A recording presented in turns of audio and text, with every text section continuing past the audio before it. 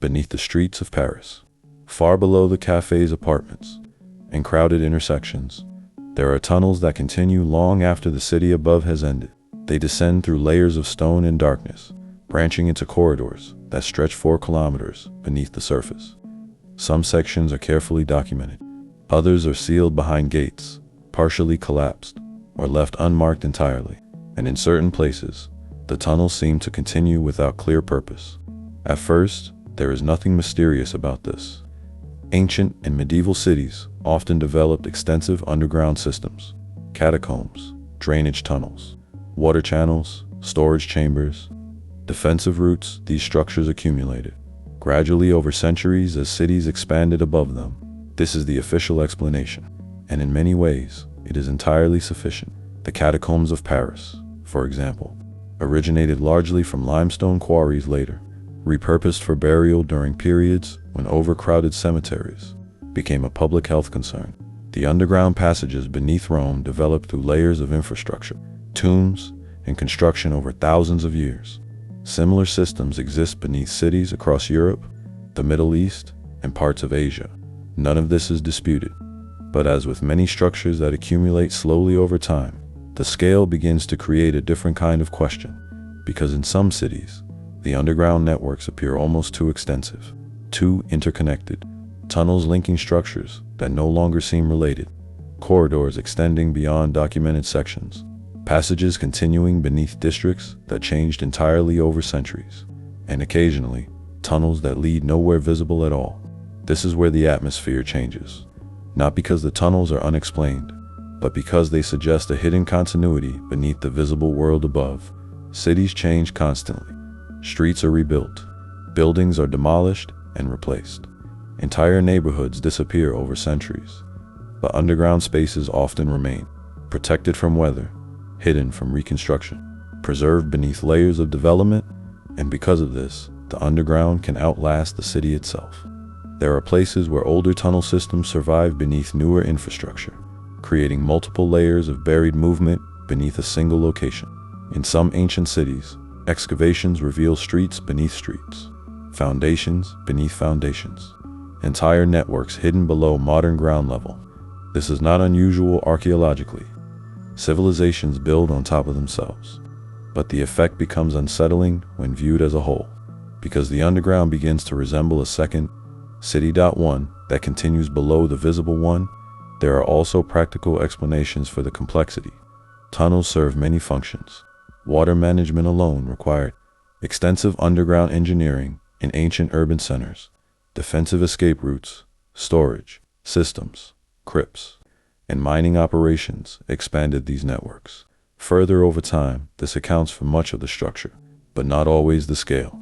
Some underground passages extend far beyond what surviving records clearly describe. Others connect locations whose relationships are no longer obvious, and in certain regions, tunnels discovered accidentally appear older than the structures above them. Again, this does not imply anything impossible. A tunnel may predate later buildings simply because cities evolve around existing infrastructure, but the repetition of the pattern becomes difficult to ignore. Ancient cities, across different cultures, consistently developed hidden layers beneath themselves, as though surface construction alone was never enough. There is also the matter of mapping. Modern cities are measured with extraordinary precision, yet even today, some underground systems remain only partially documented.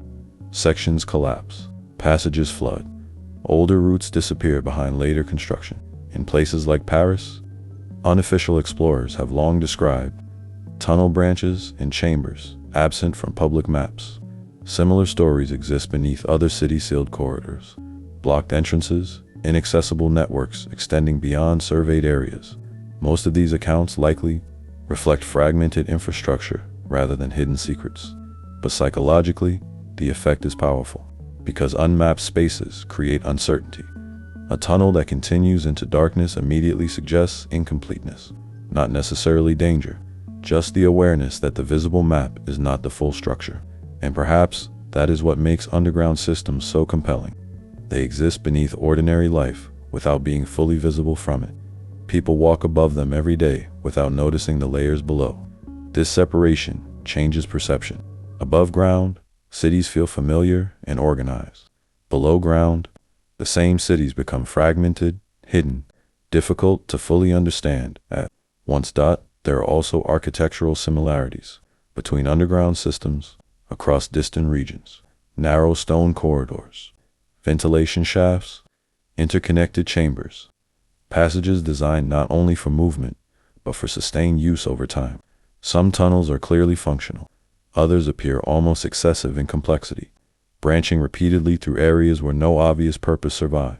The official explanation remains gradual development, generations expanding systems piece by piece, often without centralized planning, and this explanation is convincing. Complexity naturally emerges when infrastructure accumulates over centuries. But even so, there are moments when the underground networks feel more intentional than accidental, as though they were designed with continuity in mind, not individual tunnels, but systems. This feeling becomes especially strong in multi-level underground environments. Some cities contain older tunnels buried beneath newer tunnels, creating layered structures extending downward through different historical periods.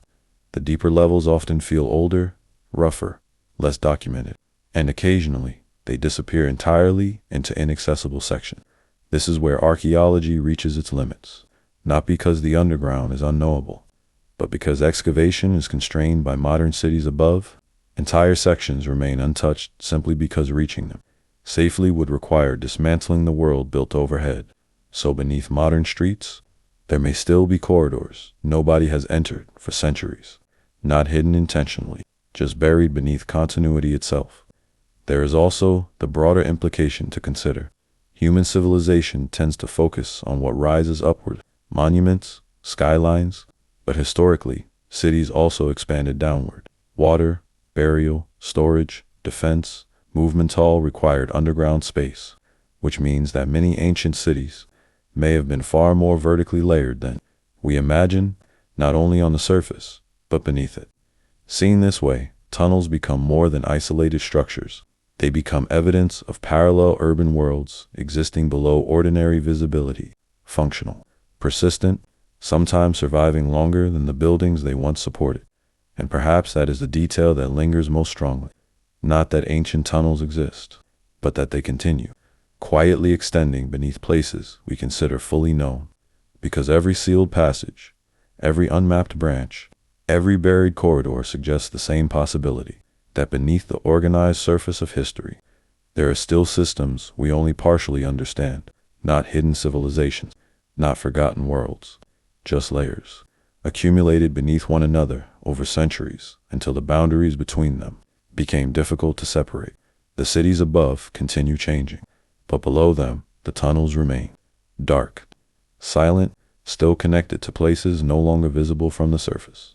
And perhaps that is why underground networks feel so unsettling, because they remind us that civilization is not only built outward and upward, but downward into spaces that rarely disappear completely, spaces that continue existing long after the reasons for their construction have faded, leaving behind only corridors, in the sense that they lead farther than we expected.